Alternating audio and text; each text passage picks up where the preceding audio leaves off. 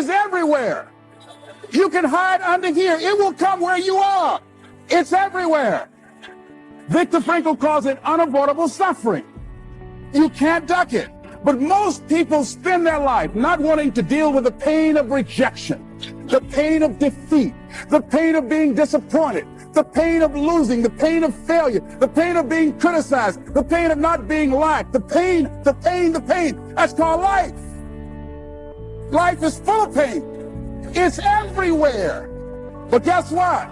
There's no gain without pain.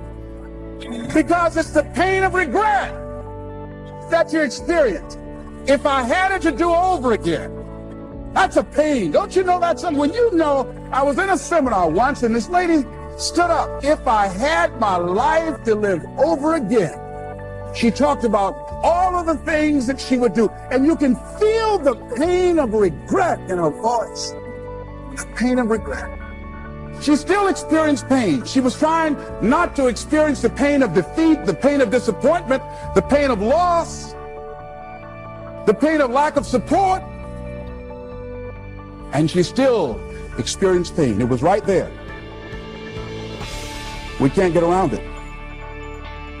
Most people are governed by their habits, their fears, and the opinions of others. A lot of people never try anything differently because they have been convinced by people in their lives that they value that they can't do it. They're living within the context of the opinions that other people have of them, the low expectations. Many people doubt themselves because when they thought about doing something at some critical point in their lives, somebody they respected and honored, somebody they believed in, somebody that they loved, someone they trusted said, you can't do that. And they accepted that. He says, courage isn't for somebody else, for medals, applause, or moral debts. Courage is what at that moment feels most right for you. Not just situational ethics, but what feels right in your heart, the word of the heart, what feels right in your heart. One great philosopher says, cowards die many times before their deaths. The valiant never taste of death but once. What does that mean? The valiant people aren't afraid? No. It means that they experience that fear and they move forward. They move forward anyhow. Many people are dead now. Many people are allowing their dreams to die. Many people are allowing their ideas to lie dormant and collect dust. Many people have all this talent and ability that they are allowing to be buried inside of them, that they will take with them to their graves because they didn't have the courage to be who they are. And I say, as you begin to look toward the future and manifesting your greatness, it's going to take everything in you, that your life deserves the concentrated effort to begin to look at how is it that I can express more of me? How is it that I can bring my ideas out here now? How is it? And start living with a sense of urgency because you're here today, you're gone today. Life is unpredictable, it's uncertain. There are no guarantees out here at all. So holding back, what are you waiting on? Ask yourself, what's the benefit of your waiting? What's the benefit of your not living your dream? What's the benefit of not listening to yourself? Oh, please, listen to yourself. You know the feelings. If you start listening to the feelings in your heart, and I'm doing it now more every day, I find that my feelings, I can trust them. In what you've done with your life thus far, is it giving you what you want? Is it giving you what you want? When you look toward the future, when you look at all that's going on out here, is there some place within yourself you say, hey, I know I need to be out there in that arena. I know I can do more than what I've been doing. I know there's some great music that I have within me that I haven't brought out here yet. Is that something that you begin to look at within yourself? See, I say if you look at your life, and if you're not getting what you want, you owe it to yourself to do something differently.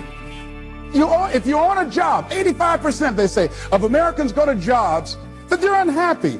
If you're doing something 8 hours a day, that you don't like, it's not giving you what you want, it's not giving you a strong feeling of satisfaction and fulfillment, you're miserable, you hate to go there, you're depressed just thinking about it, you're saying the thank God it's Friday song every week, if that's what it is, you owe it to yourself to start strategically working to change directions. See, but you know what most people will do? Most people will resist change. Most people will fight change as if change would be worse than what they're experiencing. See, they know this. They're familiar with this. Most people will not challenge the unknown. They won't just step out there. See, there's certain things that's got to be in place. They got to see it all together. And life isn't like that. That's not how you grow. So as you look at your life, you're saying, I'm not getting what I want. As you begin to look toward the future, begin to know that whatever it takes for you to create that, you've got that in you. You've got that. You've got genius in you. You've got goodness in you. You've got creativeness in you. If you decide to take the initiative to change the current quality of your life, I say to you that you will find that the universe is on your side, that life is on your side. Now, will it be turbulent? Yes. Will it be easy? No, no. Will you have some opposition? Yes. Will I make a lot of mistakes? Yes. Will I get hurt? Yes. Yes. See, a lot of people won't try anything different in life because they don't want to get hurt. Let me tell you something. It's too much pain to duck. As you look at your life, ask yourself the question, what would your life be like? What would your life look like if you decided not to care what people thought of you? What would your life be like if you decided to give up some of your fears? What would your life be like if you decided to become courageous? What would your life be like? If you decided to act on your dream, if you did what you felt in your heart. You know what courageous means? Tom Ruskin and Randy Reed said, they said that courage comes from a French word which means of the heart. But how does it feel to you? He says it's courage, you know, it takes courage to live. Says most people go through life not allowing themselves to step out because they don't want to let go. They don't want to be blown around. They don't want to be moved. The courage to face life's whirling wind of contradictions. The courage to love yourself. The courage to love. For years, I was afraid to love. The courage to take a chance. The courage to be who you are. And I say to you, that as you look toward the future, you look at life on a daily basis, if there's something that you have been given, if you've heard something within yourself that you know that what you're doing now doesn't fit for you, it doesn't work for you, it's not giving you what you want, and there's something else that you want to do, don't allow that inner doubt in you to talk you out of it, to build a case on why you can't have it, to tell you why you're not good enough. You ignore that inner voice and all of the external voices. Don't judge the possibilities for what you can do based upon the circumstances, because the circumstances won't determine who you are. Don't determine what you're able to do based upon your resources. Don't determine what's possible for you based upon where your life is right now. Where your life is right now is not you. That's just what it is right now. But the possibilities for you are unlimited. If you're in a rebuilding process, it's unlimited. If you're coming back from adversity and devastation, it's unlimited of what you can do. That's the capacity of human beings. It doesn't matter how many mistakes you've made. It doesn't matter how many flops you've had. It doesn't matter how much money you've lost. In fact, I see it only as an investment of what you learn from life, not losses, but investments of what's possible for you. And I say to you that once you start listening to yourself and as you begin to act on your dream, as you start just trying to find your way, doing what you can with what you have, you will start seeing things opening up for you. You'll start attracting people. You say, where'd they come from? Things will start coming together, clicking for you. You say, whoa. You start brainstorming. Ideas will come out of nowhere as you focus on it. The key to it is to begin to focus on what it is you want to do. Why, Les? Why is that important? Because as you focus on that which you want to do, that which we focus on, that which we give our energy to, it will begin to multiply. It will begin to expand. It will begin to develop your consciousness. And out of that comes your greatness. Out of that comes a commitment. Out of that comes a passion for life. Out of that comes a special power that you have in you that you haven't even called on yet.